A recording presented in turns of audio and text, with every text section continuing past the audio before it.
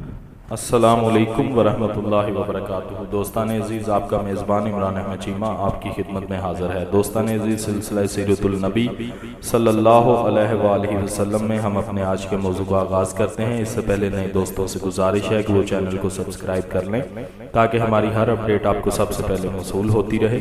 تو آئیے آج کے سبق کا آغاز کرتے ہیں۔ بسم اللہ الرحمن الرحیم۔ اعلان نبوت سے پہلے حضور نبی کریم صلی اللہ علیہ وآلہ وسلم کی ذات جن معاہد و کمالات کا مرقع زیبا تھی، اس کی شان دل نوازی کو آشکار کرنے کے لیے حضرت زید بن حارثہ کا واقعہ قارئین کے مطالعے کے لیے پیش کیا جاتا ہے۔ علامہ ابن حجر نے الصحابہ فی تمییز الصحابہ اور علامہ ابن اسیر نے اسد الغابہ فی المعارفۃ الصحابہ میں اس واقعے کو یوں قلم بند کیا ہے۔ آپ کا نام زید بن حارثہ بن شراحیل القابی تھا۔ آپ کی والدہ کا نام سادہ تھا جو بنی معان خاندان کی ایک خاتون تھی۔ بچپن میں وہ اپنی ماں کے ساتھ اپنے ننہال آئے ہوئے تھے کہ بنو کین قبیلے کے شاہ سواروں نے ان کے خیمے پر یورش کر دی، ان کے ساز و سامان کو لوٹا اور زید کو بھی پکڑ کر اپنے ساتھ لے گئے اور عکاظ کی منڈی میں اسے جا کر فروخت کر دیا۔ حکیم بن خزام حضرت خدیجہ الکبریٰ کے بھتیجے تھے۔ انہوں نے 400 درہم کے عوض اسے خرید لیا اور اپنی پھوپھی صاحبہ کی خدمت میں پیش کر دیا۔ جب آپ نبی کریم صلی اللہ علیہ وآلہ وسلم کے عقد میں آئیں تو آپ نے زید کو بطور تحفہ حضور کی خدمت میں پیش کیا تاکہ وہ حضور کی خدمت میں رہے۔ حضور صلی اللہ علیہ وآلہ وسلم نے زید کو اسی وقت آزاد کر دیا اور بچوں کی طرح ان کے ساتھ پیار و محبت کا برتاؤ فرماتے رہے۔ زید کے والد حارثہ اپنے لڑکے کے فراق میں دیوانہ ہو گئے۔ اس کی تلاش میں ملک ملک کی خاک چھان ماری۔ اپنے بیٹے کے فراق میں جو قصیدہ انہوں نے لکھا اسے پڑھ کر آج بھی دل پسج جاتا ہے۔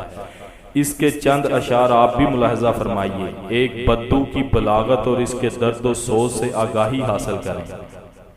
میں زید کے فراق میں ہر وقت روتا رہتا ہوں، مجھے اس کے حال کا کوئی علم نہیں۔ کیا وہ زندہ ہے تاکہ اس کے لوٹ آنے کی امید کی جائے یا موت کی آغوش میں سو چکا ہے؟ سورج جب طلوع ہوتا ہے تو وہ اس کی یاد تازہ کر دیتا ہے اور جب غروب ہونے لگتا ہے تو پھر بھی اس کی یاد ستانے لگتی ہے۔ جب ہوائیں چلتی ہیں تو اس کی آتش شوق کو بھڑکا دیتی ہیں۔ اس کی جدائی میں میرا غم، اس کے متعلق میرے اندیشوں کا سلسلہ کتنا طویل ہے۔ میں اپنی اعلیٰ نسل کی سانڈنی کو زمین پر چلاتا رہوں گا اور نہ میں اس کی تلاش میں طواف کرنے سے تھکوں گا اور نہ ہی میری اونٹنی۔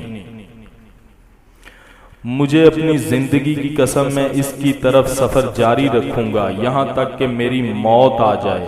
ہر شخص فانی ہے اگرچہ امید اسے دھوکے میں رکھے۔ اتفاق سے قبیلہ بنو کلب کا ایک قافلہ حج کے لیے مکہ آیا۔ زید نے انہیں دیکھا اور پہچان لیا۔ انہوں نے بھی زید کو پہچان لیا اور اسے بتایا کہ تیرا باپ تیرے ہجر میں دن رات روتا رہتا ہے۔ اس نے تجھے تلاش کرنے کے لیے سارے ملک کا چپا چپا روند ڈالا ہے۔ زید نے انہیں کہا کہ میرے باپ کو میری طرف سے پیغام پہنچا دینا۔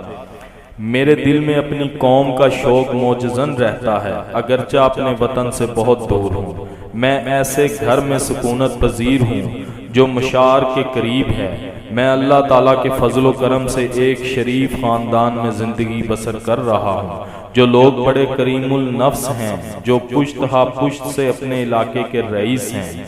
یہ قافلہ جب اپنے وطن واپس پہنچا تو انہوں نے زید کے باپ کو زید کا پیغام پہنچایا۔ حارثہ اپنے بھائی کعب کو لے کر مکہ آیا۔ حضور علیہ الصلوۃ والسلام کی خدمت میں پیش ہوا اور عرض کی، اے عبد المطلب کے فرزند، اے ہاشم کے نور نظر، اے اپنی قوم کے سردار کے لخت جگر، ہم اپنے بیٹے کے بارے میں آپ کے پاس حاضر خدمت ہوئے ہیں۔ ہم پر احسان کیجئے، ہم فدیہ ادا کرنے کے لیے تیار ہیں، آپ اسے آزاد فرما دیجئے۔ حضور نے اپنے من موہنے انداز میں فرمایا کہ اس کے علاوہ تمہاری اور بھی کوئی خواہش ہے؟ انہوں نے عرض کی نہیں۔ حضور نے فرمایا اپنے بیٹے کو بلاؤ اور اس کو اختیار دے دو، اگر وہ تمہارے ساتھ جانا چاہے تو میں اسے فدیہ لیے بغیر تمہارے ساتھ جانے کی اجازت دے دوں گا، لیکن اگر وہ تمہارے ساتھ جانے کی بجائے میرے پاس رہنے کو پسند کرے پھر تمہیں بھی اسے مجبور نہیں کرنا چاہیے۔ انہوں نے کہا آپ نے یہ فرما کر ہمارے ساتھ انصاف ہی نہیں کیا بلکہ لطف و احسان کی انتہا کر دی ہے۔ ہمیں یہ تجویز منظور ہے۔ چنانچہ زید کو بلایا گیا اور اس سے پوچھا گیا کیا تم ان لوگوں کو پہچانتے ہو؟ اس نے کہا ہاں، یہ میرا باپ ہے اور یہ میرا چچا ہے۔ پھر اسے بتایا گیا کہ اب فیصلہ تمہارے ہاتھ میں ہے، اگر تم چاہو تو اپنے باپ کے ساتھ اپنے وطن واپس جا سکتے ہو اور اگر چاہو تو میرے پاس رہ سکتے ہو۔ زید نے جواب دیا میں ایسا نادان نہیں ہوں کہ آپ کو چھوڑ کر کسی اور کے ساتھ چلا جاؤں، آپ ہی میرے باپ ہیں، آپ ہی میرے چچا بھی ہیں۔ زید کے باپ کو یہ وہم بھی نہ تھا کہ زید ایسا فیصلہ کرے گا۔ ان دونوں نے کہا اے زید صد ہی تم آزادی کی بجائے غلامی کو اور اپنے ماں باپ کے بجائے ان کو پسند کر رہے ہو، تمہیں کیا ہو گیا ہے؟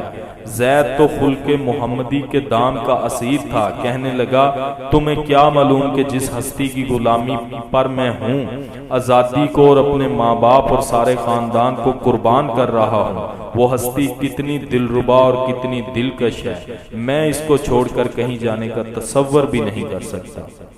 سبحان اللہ۔ دوستان عزیز، یہ تھا آج کا موضوع۔ کیا خوبصورت موضوع تھا۔ حضرت زید بن حارثہ کے بارے میں یہ موضوع تھا، جب بچپن میں انہیں اغوا کر لیا گیا تو اس کے بارے میں یہ ساری ڈیٹیل تھی۔ امید کرتا ہوں آج کا موضوع آپ کو کافی پسند آیا ہوگا۔